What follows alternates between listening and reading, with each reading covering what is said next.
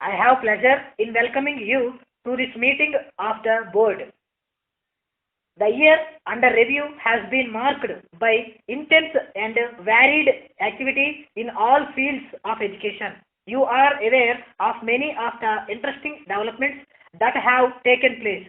To recount all of them would take too much time, but I would like to bring to your notice some of the more important developments which have taken place and promise to yield increasing returns in the coming years. I shall take up first the question of basic education. For a very long time, it has been accepted that the prevailing system of elementary education must be replaced by basic education. Progress has not, however, been made in conformity with our expectations. There has not been an appreciable increase of basic schools in the course of the last 4 years. The main reasons for this have been lack of the right type of teachers, inadequacy of training facilities, and the large initial cost of establishing a basic school.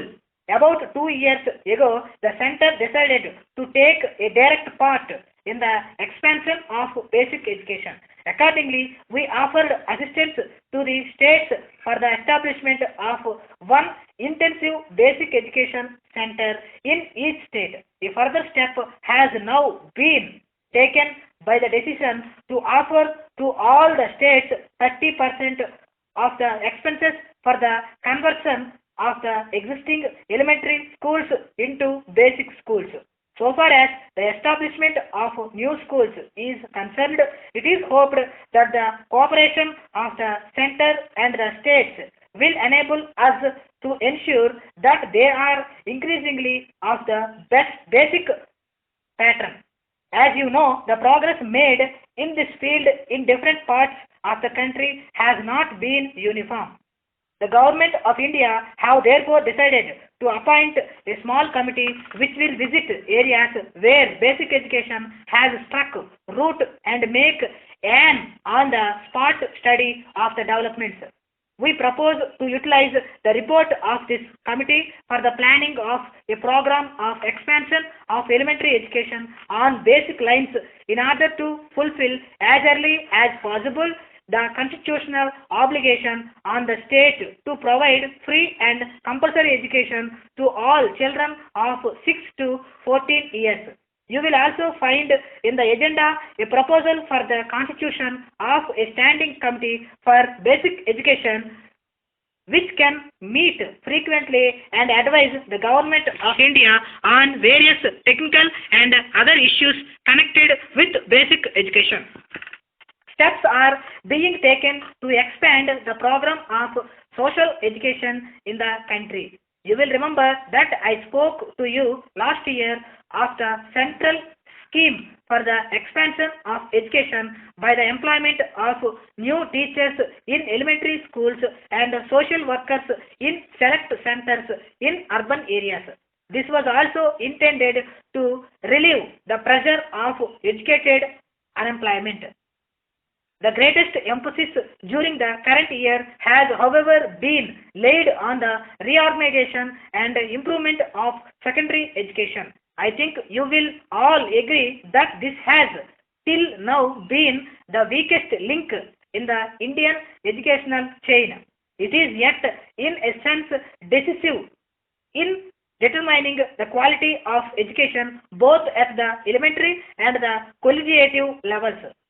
Secondary schools supply teachers for elementary schools and students for colleges and other institutions of higher learning. An unsatisfactory system of secondary education undermines the entire system of education in the country.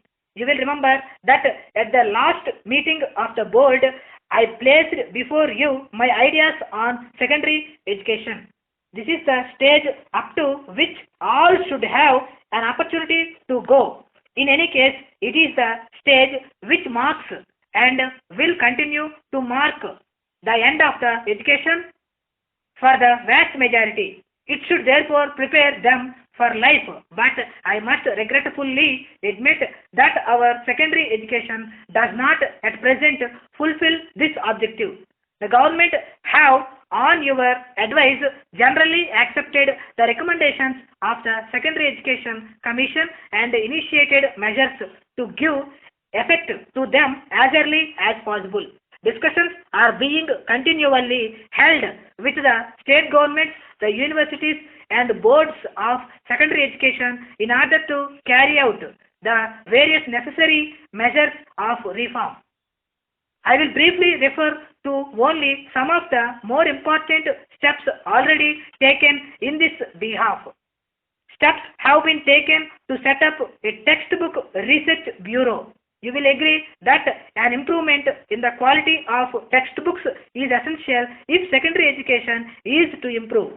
In view of the proposed diversification of course, it is highly important to ensure that pupils select their courses according to their aptitude and ability. Immediate steps are therefore necessary to organize education and vocational services. I would also suggest for your consideration that each state should set up a board with the object of surveying opportunities for employment in its area and make the necessary information available to all the headmasters of secondary schools. You will agree that the key to all educational improvement lies in a better type of teachers. Efforts are being continually made for the better training of teachers and generally improving their professional efficiency. I mentioned you last year about the All India Headmasters Seminar which was held in Simla. Its results were so promising that during the current year, 8 more seminars have been organized on a regular basis. I suggest that the real implications of Gandhiji's teachings are brought home to our rising generation.